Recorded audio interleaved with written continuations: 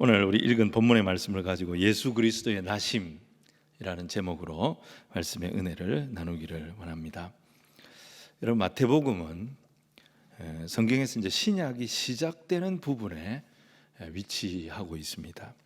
또 복음서가 시작되는 자리에 위치하고 있어요. 그래서 복음을 소개하고 신약의 문을 여는 이 성경이 마태복음입니다. 근데 이 마태복음의 첫 장에서 마태는 무슨 얘기를 하고 있느냐? 예수님이 누구시냐? 이걸 소개하고 있습니다. 단도직입적으로 아주 거두절미하고 예수님이 누구시냐? 이걸 설명하고 있습니다. 가장 먼저 나오는 게 뭐죠? 마태복음 1장을 열면 예수님의 족보가 나오고 있는 것을 보게 됩니다. 예수님은 아브라함의 후손이고 다윗의 후손이다, 이렇게 소개가 됩니다. 근데 단순히 우리 예수님이 이런 아브라함의 후손이고 다윗의 후손이다, 그들의 후손으로 태어나신 분이다, 이걸 설명하는 게 핵심이 아닙니다.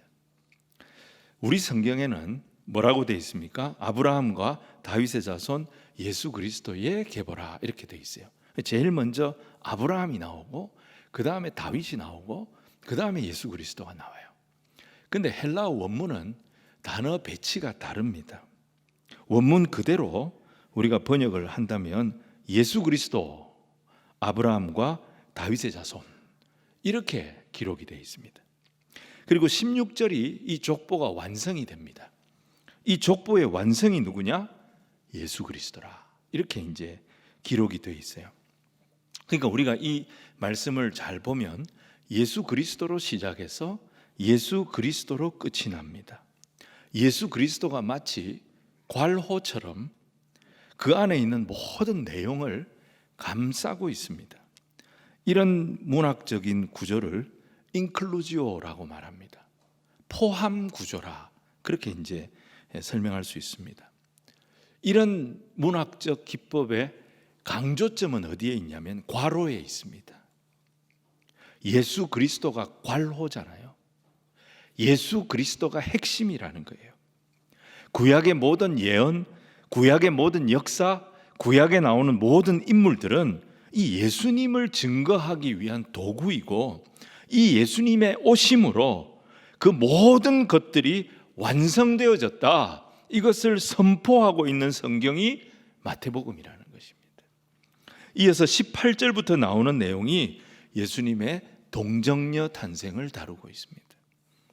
예수님은 성령으로 잉태가 되셔서 동정녀, 처녀의 몸에서 탄생하신 하나님의 아들이시다, 이것을 마태가 이어서 밝히고 있다는 것입니다. 우리가 잘 아는 대로 마태복음은 유대인들을 위한 복음입니다. 유대인들이 예수님을 십자가에 못 박았잖아요. 유대인들이 예수님을 십자가에 못 박은 이유가 뭡니까? 자꾸 예수님이 자기를 하나님의 아들이라고 소개하기 때문에 유대인들이 격동이 되어져서 예수님을 십자가에 못 박은 거예요. 그리고 처녀가 임신을 했다는 것은 당시 유대 사회의 기준으로 볼 때 이것은 돌에 맞아 죽을 일입니다. 가장 수치스럽고 가장 불명예스러운 가정에서 그런 일이 뭐냐? 가족 중에 처녀가 임신했다는 것입니다. 오늘날 현대인들에게도 그냥 예수님이 4대 성인 중에 한 사람이고 조건 없는 사랑, 그 아가페의 사랑을 가르치셨으며 그런 삶을 끝까지 사셨던 참 존경할 만한 인물입니다, 이렇게 말을 하면 현대인들하고 대화가 됩니다. 근데 현대인들에게 예수님은 하나님의 아들입니다, 그분은 동정녀, 처녀의 몸에서 탄생하신 하나님이십니다, 이렇게 설명을 하면 사람들이 거부감을 갖는 거예요. 복음서의 첫 페이지에 예수님이 하나님이시고 처녀의 몸에서 탄생하신 하나님 아들이라고 밝히는 것은 어떻게 보면 유대인들을 자극하는 거예요. 유대인들이 아주 불편하게 생각하는 내용을 너무 직접적으로 다루는 것이 되는 겁니다. 첫 페이지에 이런 내용이 나온다. 누가 이 책을 읽겠습니까? 아무도 안 읽고 그냥 던져버리려고 할 겁니다. 근데 마태는 그 예민한 말씀을, 그 유대인들이 불편해하는 말씀을 자기의 복음서 제일 앞장에다가 당당하게 이 말씀을 기록하고 있다는 것입니다. 왜 이렇게 했을까? 오늘 그것을 몇 가지로 한번 나누어 보려고 합니다. 오늘 첫 번째로 마태는 하나님의 아들이신 예수님이 이 땅에 오셨다, 이걸 선포하고 있어요. 제자들이 볼 때 예수님이 하시는 말씀, 예수님이 행하신 그 능력들, 이것은 사람의 수준을 뛰어넘는 거였습니다. 사람의 지식에서 나올 수 있는 말이 아니었어요. 사람의 능력으로 행할 수 있는 일이 아니었어요. 예수님께서 특별히 귀신을 쫓고 병자들을 고치시고 죽은 자를 살리는 것을 보면 예수님은 틀림없이 뭐라고? 하나님이시다, 이 확신을 갖게 만들었던 거예요. 그런데 예수님 얼굴을 자세히 보면 이게 또 헷갈리는 거예요. 이사야 선지도 오실 메시아에 대해서 상당히 불편한 예언을 했어요. 이사야 53장 1절 2절 말씀 우리 같이 한번 읽어봅시다. 시작. 우리가 전한 것을 누가 믿었느냐? 여호와의 팔이 누구에게 나타났느냐?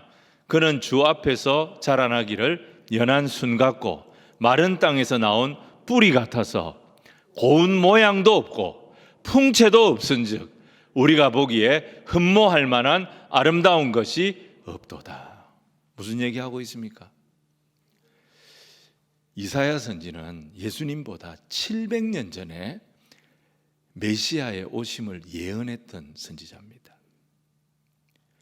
그런데 700년 전에 그가 무슨 얘기했냐면 700년 뒤에 후손들이 예수님을 보게 될 텐데 예수님 보면 너희들 믿음이 없어질지 모른다. 그분은 풍채도 없고 모양도 별로고 특별히 외모가 시원찮다. 그래서 하나님의 아들이라는 믿음이 안 생길 거다. 고운 모양이 없고 풍채도 없고 우리가 보기에 흠모할 만한 아름다운 것이 없다. 그래서 예수님도 뭐라 그랬어요? 너희가 나를 본고로 믿느냐? 나를 보지 않고 믿는 자가 복되다. 보면 믿음이 안 생기는 거예요. 여러분, 예수님이 잘생긴 그런 배우예요, 배우. 예수님은 실제로 보면 메시아다운 그런 모습이 전혀 보이지 않는 아주 약한 인간의 모습이었어요. 그리고 한 번씩 하시는 행동을 보면 더 믿음이 안 가는 거예요. 분명히 성경에는 뭐라 그랬어요? 이스라엘을 지키시는 자는 졸지도 아니하시고 주무시지도 아니하신다고 했는데 풍랑이는 배 위에서 제자들이 사투를 벌일 때 우리 예수님 어떻게 하셨습니까? 완전 떡이 돼서 주무셨던 것입니다. 떡은 사람이 될 수 없지만 사람은 떡이 될 수 있다는 것을 풍랑이는 배 위에서 예수님이 보여주신 거예요. 그런 예수님을 볼 때 제자들의 마음이 막 흔들렸던 거예요. 이분이 인자가 맞나? 이분이 메시아가 맞나? 특별히 제자들은 예수님이 십자가에 죽으실 때 완전 실망합니다. 어떻게 하나님이 그것도 십자가에서 저렇게 허망하게 죽으실 수 있나? 실망을 한 제자들이 다 떠나버렸어요. 도마 같은 제자는 예수님 부활하셨다 하니까 뭐라 그랬습니까? 내한테 그런 소리 하지 마라. 나 안 믿는다. 나는 내가 예수 믿었다는 거 이게 부끄럽다. 후회스럽다.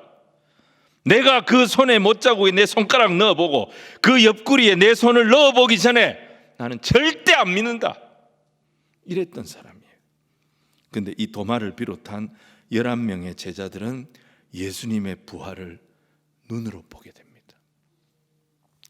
말씀대로 부활하신 예수님을 자기들이 직접 배웠고 그분의 말씀을 다시 들으면서 예수님에 대한 모든 생각들이 정리되기 시작합니다. 그러면서 이분이 틀림없는 하나님의 아들이시구나 확신을 갖게 되었던 겁니다. 그리고 그들은 생각을 했습니다. 예수님이 진짜 하나님의 아들이시라면 출생부터 뭔가 달랐던 점이 있었을 것이다. 예수님의 출생에 대해서 우리가 모르는 게 있을 것이다. 그래서 예수님의 부활을 목격하고 하나님의 아들 되심을 확신하고 난 뒤에 제자들이 누구를 찾아갔느냐? 마리아를 찾아갑니다. 그리고 마리아에게 예수님의 출생에 대해서 물었습니다. 그때 이들은 예수님이 처녀의 몸에서 성령으로 잉태된 분이라는 사실을 듣게 됩니다. 예수님 태어나셨을 때 헤롯 왕이 베들레헴의 신생아들 모조리 죽여버리는 참사가 있었고, 이것을 피해서 아기 예수님은 애굽으로 가셨다가 불안한 베들레헴이 아니라 자기들이 자랐던 나사렛으로 가셔서 거기서 예수님께서 성장하게 되셨다는 사실을 알게 된 것입니다. 그래서 구약의 메시아의 예언대로 예수님이 베들레헴에서 출생하신 분이라는 것을 알게 된 것입니다. 제자들은 마리아의 말을 들으면서 역시 하나님 아들이었구나, 역시 하나님의 아들이셨어, 무릎을 치면서 이 중요한 사실, 예수님이 이렇게 태어나셨다는 이 중요한 사실을 우리가 모르고 있었구나, 이거 사람들이 알아야 돼. 그래서 마태복음 1장에 하나님의 아들이신 예수님이 이렇게 이 세상에 오셨다, 동정녀의 몸에서 성령으로 잉태하여 이 땅에 오신 그분이 하나님이시다, 이것을 제일 첫 줄에, 제일 첫 장에 기록해서 올렸던 것입니다. 우리 인간들은 하나님의 존재를 알지 못합니다. 하나님이 어떤 분이시고 우리 인간들을 위하여 무슨 일을 하셨는지 자세하게 말해주고 있는 책이 성경입니다. 근데 세상 사람들은 이 성경을 믿지 않습니다. 내가 믿고 싶으면 믿는 거고 믿기 싫으면 안 믿는 거고 그 판단은 내가 하는 거야, 다 그렇게 생각합니다. 여러분, 하나님의 아들이 이 세상에 오셨다는 것은 일반적인 상황이 아니라는 거예요. 하나님의 아들이 이 세상에 오셨다는 것은 우리의 상태가 그렇게 늑장을 부리고 여유를 부릴 만큼 그렇게 형편이 좋지 못하다는 것입니다. 우리가 생각하는 것보다 우리의 영적인 상태가, 우리가 생각하는 것보다 우리의 영혼의 상태가 훨씬 심각하기 때문에 우리를 만드신 하나님이 직접 찾아오신 겁니다. 병원에 가도 간단한 치료가 필요한 환자는 그냥 어떤 의사든지 붙어서 진료할 수 있습니다. 하지만 시간을 다투고 심각한 환자는 그 병원에서 가장 경험 많은 의사가 붙게 돼 있는 것입니다. 또 하나님의 아들이 인간이 되셨다는 것은 하나님의 한없는 사랑을 말합니다. 나 자신을 포함해서 저를 비롯해서 주변에 있는 이 세상을 살아가는 인생들을 한번 보십시오. 정말 우리가 하는 짓을 보면, 우리가 생각하는 것을 보면, 우리가 말하는 것을 들어보면 구원받을 사람 진짜 하나도 없습니다. 앞뒤가 다 다르고요, 순간순간 자기 이해관계에 따라 사람이 바뀌고요, 얼마나 위선적인지. 근데 하나님은 이런 인간들을 살리기 위해서 자기 아들을 이 세상에 보내셨다는 거예요. 죄 지은 우리 대신에 자기 자신을 희생시키기로 결단하신 것입니다. 하나님이 이렇게 하실 이유가 어디 있습니까? 하나님이 뭐 때문에 이렇게까지 하셔야 됩니까? 이거는 말도 안 되는 사랑인 거예요. 말도 안 되는 희생인 거예요. 그래서 예수님이 이 세상에 오신 것을 내가 믿고 안 믿고의 차원을 떠나서 성탄절은 너무 감사한 날인 거예요. 성탄절은 너무 놀라운 사랑의 날인 거예요. 성탄절은 너무나 큰 희생을 우리를 위하여 감당하신 날인 거예요. 그래서 우리는 성탄에 웬만하면 넘어가시기 바랍니다. 웬만하면 감사하시기 바랍니다. 웬만하면 사랑하시기 바랍니다. 웬만하면 축복하시기 바랍니다. 웬만하면 아멘 하시기 바랍니다. 너무 인색해. 왜 아멘 해야 됩니까? 왜 사랑해야 됩니까? 왜 축복해야 됩니까? 내가 이 성탄절에 받은 사랑이 너무 큰 거예요. 받은 은혜가 너무 큰 거예요. 나를 위해 예수님이 너무 큰 희생을 하신 거예요. 그 은혜에 감사하고 그 은혜를 찬양하는 날이 성탄절이 되어져야 될 줄로 믿습니다. 이제 조금 회복이 된 것 같아요. 오늘 두 번째로 마태는요, 예수님이 동정녀의 몸에서 탄생하셨음을 선언하십니다. 예수님의 출생은 사실 비정상적인 임신에 의해서 이루어졌어요. 비정상적인 임신이라는 게 마리아가 남편과 결혼 생활을 하기 전에 처녀의 몸으로 잉태가 됐다는 거예요. 18절에 뭐라 그랬어요? 약혼이라고 했는데 이거는 이전 성경 번역이 더 좋은 것 같아요. 개역 한글 성경에는 정혼이라고 되어 있습니다. 여러분, 이스라엘에는 우리도 이제 약혼이 있고 결혼이 있잖아요. 그 약혼하고 결혼 사이에 뭐가 있냐면 정혼이라는 게 있어요. 이 정혼은 약혼하고 참 비슷한데 다릅니다. 왜냐하면 이 정혼을 하게 되면 법적으로 부부로 인정이 됩니다. 그런데 법적으로 인정은 되지만 같이 살 수는 없어요. 그럼 언제부터 같이 사느냐? 남자가 이 신부를 데려오려면 돈을 갖고 가야 돼요. 그래서 장인에게 돈을 줘야 돼요. 신부 대금을 줘야 돼요.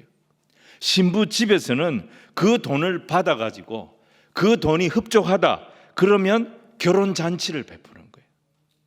이 결혼잔치를 다 마치고 나면 합방을 하고 이 사람이 정식 부부가 되는 거예요.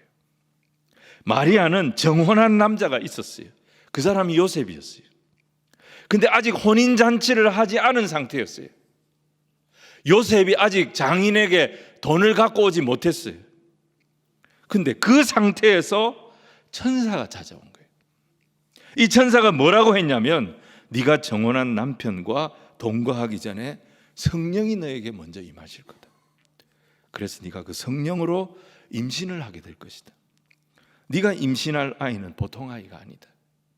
지극히 높으신 하나님의 아들이다. 이걸 알려줘요. 이게 수태고지예요.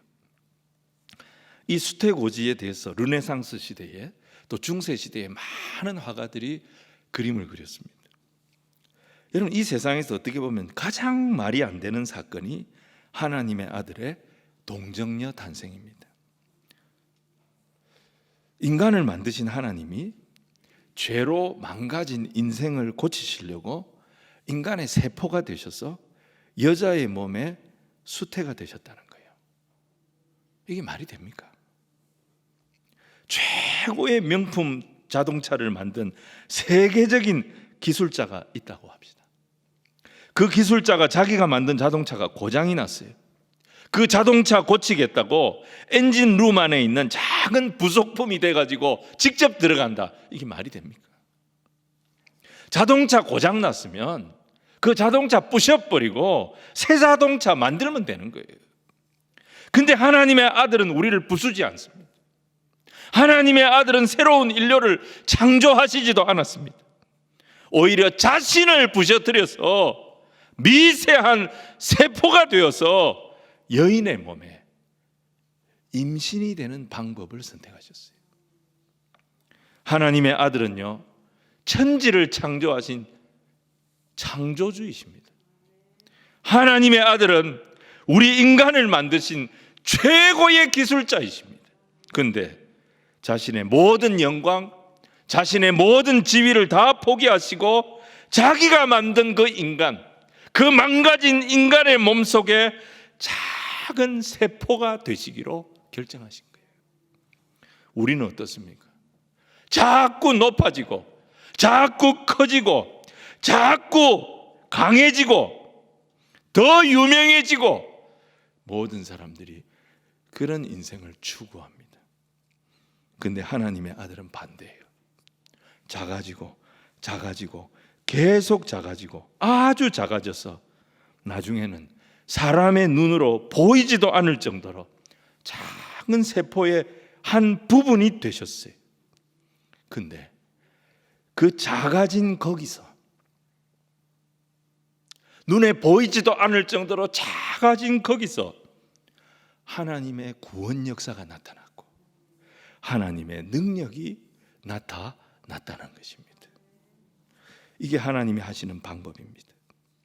커지고 강해지고 높아지는 것이 아니라 작아지고 낮아지셔서, 어디까지 낮아지십니까?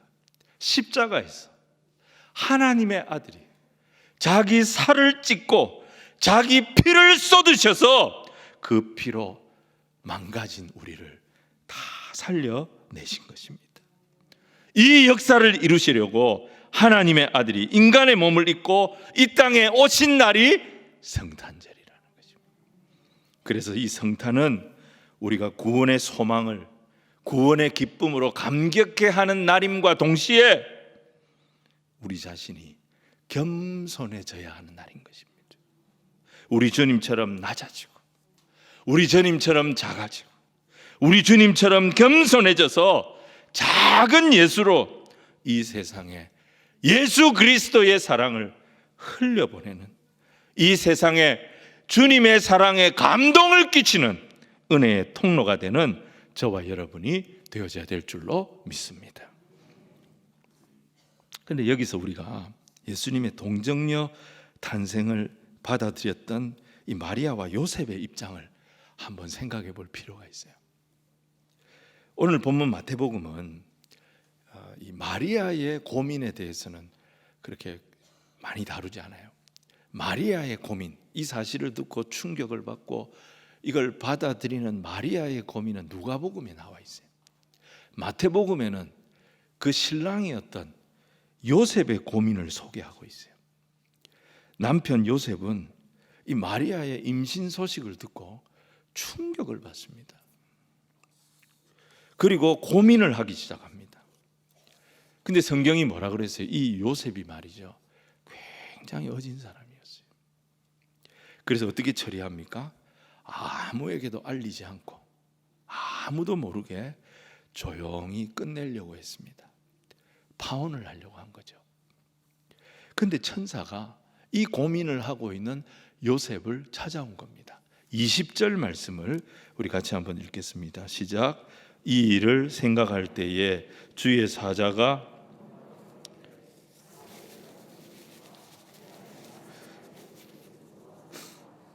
그에게 잉태된 자는 성령으로 된 것이라. 요셉이 충격을 받고 고민을 하고 있는데 천사가 하나님의 말씀을 전해준 거예요. 이 천사가 전해준 하나님의 말씀을 듣고 마리아를 데려온 거예요. 믿음으로 마리아를 데려온 거예요. 여러분, 남의 일이니까 아멘 하고 그렇게 하지, 자기 일이라 그러면 이게 되겠습니까? 여러분, 이 땅에 이루어진 하나님의 나라 구원의 역사가 그냥 된 게 아닙니다. 요셉은 노발대발할 수도 있어요. 천사가 와서 그 말 할 때 그 천사 그냥 안 돌려보낼 수도 있습니다. 근데 요셉 그렇게 하지 않고 그걸 다 수용을 합니다. 여러분, 믿음이라고 하는 것은 나는 이해할 수 없는 상황에서도 하나님의 말씀이 들릴 때, 나는 도저히 받아들일 수 없는 그런 상황에서도 하나님의 말씀이 내 귀에 들릴 때 그 말씀을 믿고 하나님의 뜻에 소망을 두고 가는 것이 믿음인 것입니다.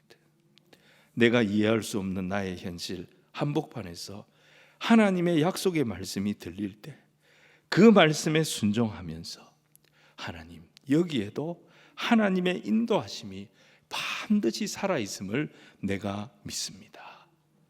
마리아와 요셉이 이 믿음으로 갔을 때 아무 볼품없는 이 부부가 말이죠, 아무도 주목하지 않았던 이 가정이 말이죠, 온 인류의 구원 역사를 감당하는 은혜의 통로가 되어졌던 것입니다.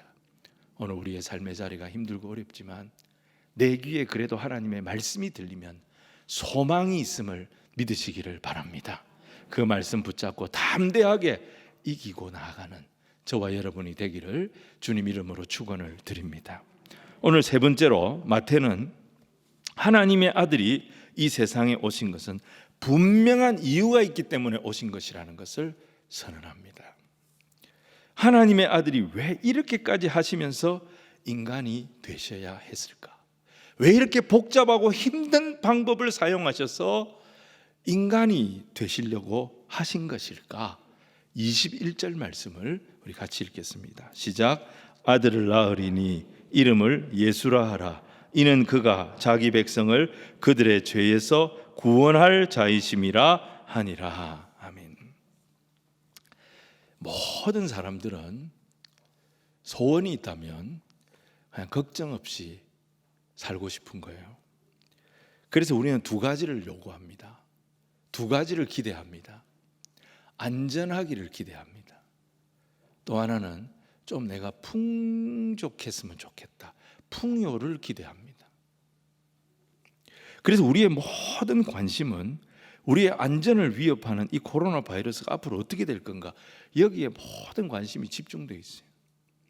또 내가 좀 앞으로 좀 여유 있게 넉넉하게 살았으면 좋겠는데 집값이 어찌 될 건지, 은행 금리가 어떻게 될 건지, 앞으로 경제 상황이 어떻게 될 건지 모든 사람들의 관심이 여기에 집중이 되어 있습니다. 근데 이런 것들도 중요하지만 우리 인간의 가장 큰 문제가 뭐냐?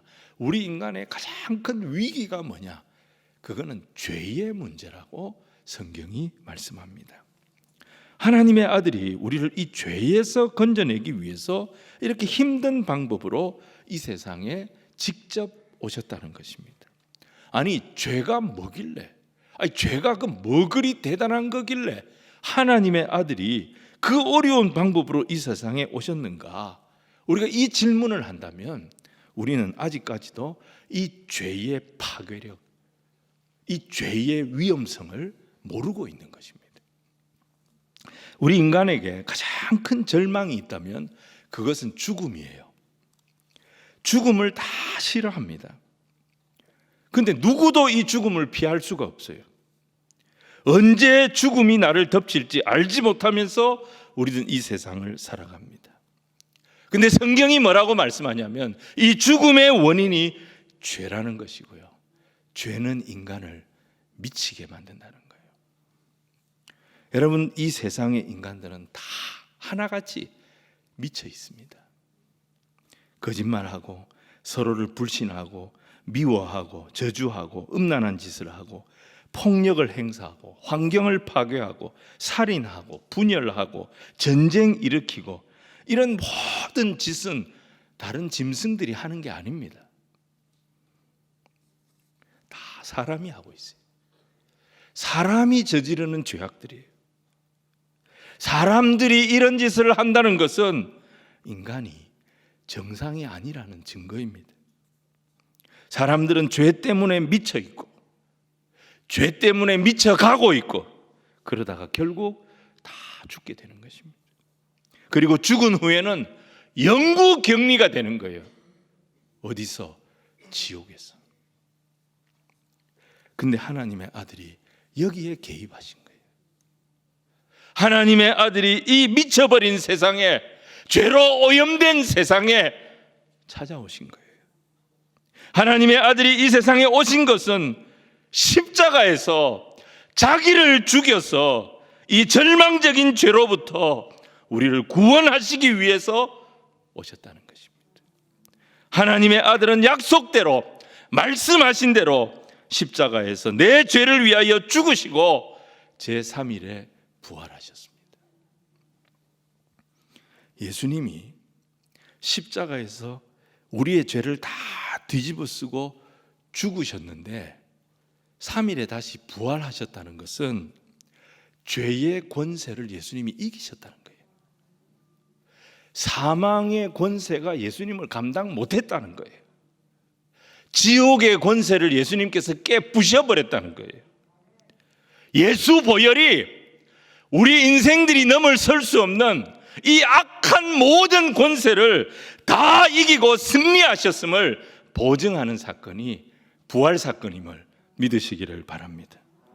하나님의 아들이 죽으시고 부활하심으로 모든 인간을 오염시켰던 이 죄의 바이러스를 완벽하게 이겨내는 항체를 우리 예수님이 가지시게 됐다는 거예요. 예수님 이 세상에 인간의 몸을 입고 오신 이유가 바로 여기에 있어요. 자, 23절 우리 같이 읽겠습니다. 시작. 보라, 처녀가 잉태하여 아들을 낳을 것이요 그의 이름을 임마누엘이라 하리라 하셨으니 이를 번역한즉 하나님이 우리와 함께 계시다 함이라. 아멘. 임마누엘, 이게 예수님의 이름이라는 거예요. 하나님이신 예수님이 우리와 함께 영원히 계시려고, 항상 함께 하시려고 이 세상에 오셨다는 것입니다. 하나님이 인간을 얼마나 사랑하고 우리 인간들을 위하여 얼마나 많은 복을 주셨습니까? 그런데 하나님과 우리 인간 사이에 죄가 들어오면서 이 죄의 엄청난 구렁텅이가 생겨서 도저히 서로가 하나 될 수 없는, 만날 수 없는 그런 지경이 된 거예요. 그런데 하나님의 아들이 이 죄를 뚫고 오신 거예요. 하나님의 아들이 이 죄를 넘어오신 거예요. 어떻게 넘어오셨느냐? 작아지고 작아지고 작아지고 계속 작아지고 아주 작아져서 정말 작은 세포가 되셔서 여인의 몸에 임신이 되셔서 우리와 똑같은 인생을 입고 이 땅에 오셨다는 것입니다. 예수님 태어나셨을 때 모습, 이것은 완전히 신생아였습니다. 말구유에서 아무것도 할 수 없는 그런 진짜 아기로 오셨습니다. 예수님이 자라서 성인이 되셨을 때 그 외모는 우리 인간과 똑같았습니다. 우리는 외국어를 잘 해야 유식하다고 말하고 천국 방언을 막 해야 신령한 것처럼 여겨집니다. 그런데 하나님의 아들은 그 천국에서 오셨어요. 그 천국에서 오셨는데 그분은 우리가 못 알아들을 말을 하시지 않았어요. 그분은 우리의 언어를 쓰셨어요. 우리의 언어로 하나님이 우리를 얼마나 사랑하시는지 그거를 확실하게 우리가 다 알아들을 수 있도록 설명해 주셨습니다. 인간의 언어로 천국의 언어인 하나님의 사랑을 우리에게 정확하게 설명해 주신 것입니다. 그리고 예수님은 보여주십니다. 육신의 몸으로 십자가에 달리심으로 우리의 죄를 하나님이신 예수님이 친히 다 담당하여 주셨던 것입니다. 십자가 위에서 인간으로서 당할 모든 고통을 다 당하시고 부활하신 뒤에 하늘로 올리워 가셨다가 성령으로 다시 오십니다. 성령으로 죄를 이기시는 항체가 되신 우리 주님께서 이제 우리 안에 계셔서 우리가 천국 가는 그날까지 우리가 아무리 가난하다 할지라도, 우리가 아무리 무식하다 할지라도, 우리가 어떤 병 가운데 있다 할지라도, 어떤 고난 가운데 있다 할지라도, 어떤 결핍 가운데 있다 할지라도, 어떤 부끄러움 가운데 있다 할지라도 그 주님은 나를 버리지 아니하시고 죄의 권세에 완전한 항체가 되신 그 주님께서 나와 함께 계셔서 천국 가는 그날까지 저와 여러분과 동행하시는 주님이 되심을 믿으시기를 바랍니다. 이게 복음이에요. 우리는 이것만 붙잡으면 되는 거예요. 마리아는 한 여성으로서 정말 부끄러운 얘기를 하고 있는 거예요. 예수님이 하나님의 아들이시라는 이 사실을 밝히기 위해서 자신이 처녀의 몸으로 애를 낳았다. 성령을 받아서 내가 예수님을 처녀의 몸으로 잉태했다는 사실을 밝히고 있는 거예요. 남편 요셉도 엄청난 충격을 받았습니다. 천사의 말을 듣고 자기 정혼녀의 임신을 믿음으로 받아들였다는 사실을 밝히고 있어요. 그래서 이 사람들이 어떻게 한 줄 아십니까?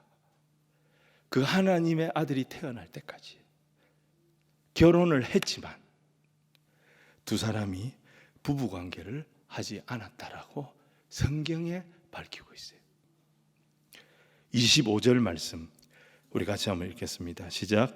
아들을 낳기까지 동침하지 아니하더니 낳음에 이름을 예수라 하니라. 여러분, 이거는요 완전히 부부 사이의 프라이버시예요. 요즘도 이런 부부 사이의 내밀한 얘기는 공개석상에서 하지 않는 것이 예의입니다. 근데 그 시대에, 그것도 그 보수적인 유대 사회에서 성경에다가 기록을 했어요. 우리는 하나님의 아들이 태어나실 때까지 이 하나님의 아들의 오심을 소중히 준비하기 위해서 우리 두 사람은 부부 관계를 하지 않았습니다. 마태복음 1장 25절 기록을 해놓은 거예요. 그리고 마태는 이 사실을 자기가 쓰는 복음서 첫 페이지에 다 밝히고 있어요. 왜?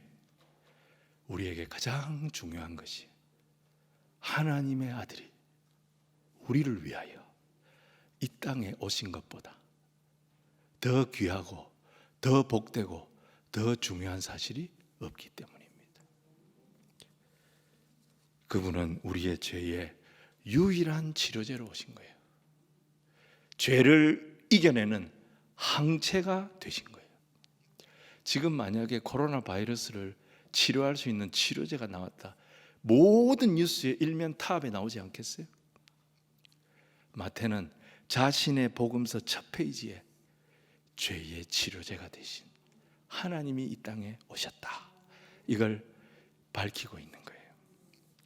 죄로 미친 이 세상을 고쳐주시고 우리와 끝까지 함께 계셔서 천국 가는 그날까지 우리를 지키실 임마누엘의 하나님, 그분이 인간의 몸을 입고 이 땅에 오셨는데 그분이 바로 예수님이다, 이걸 소개했던 것입니다. 마리아는 천사의 말을 듣고 믿었어요. 요셉도 천사의 말을 듣고 믿었어요. 오늘 우리도 이 예수님이 우리 가운데 역사하고 계심을, 우리와 함께 하고 계심을 끝까지 믿는 저와 여러분이 되어야 될 줄로 믿습니다. 그리고 누구를 만나든지 어떤 상황에서든지 이 예수님 자랑하는 삶을 사는 저와 여러분이 되기를 축복합니다. 오직 예수님만, 오직 십자가만 자랑하면서 기뻐하고 감사하고 하나님 찬양하고 축복하고 그렇게 살 때 우리 인생에 성령의 바람이 불고 생명의 바람이 불게 될 줄로 믿습니다. 반대로 세상에서 내가 최고야, 내가 제일이야, 그런 소리 하면 안 되는 거예요. 한 10년 전에 그런 유행가가 나왔습니다. 내가 제일 잘 나가, 내가 제일 잘 나가, 내가 제일 잘 나가, 제일 잘 나가. 진짜 잘 나가더라고요. 10년 지났는데 그 팀 어떻게 되는지 모르겠어요. 어디 있는지도 모르겠어요. 여러분, 우리는 자랑할 게 아무것도 없어요. 나를 낮추고 나를 죽이고 예수님 자랑하고 예수님 주신 것을 찬송하고 기뻐하고 그렇게 살면 우리가 사는 이곳에 하나님 역사하십니다. 하나님 역사하시면 아무리 깝깝하고 힘들고 어려워도 대한민국 살아납니다. 울산이 살아납니다. 우리 가정이 살아납니다. 내 인생이 회복되는 역사가 얼마든지 일어날 줄로 믿으시기를 바랍니다. 이런 은혜로 충만한 성탄절 되시기를 주님 이름으로 축원을 드립니다.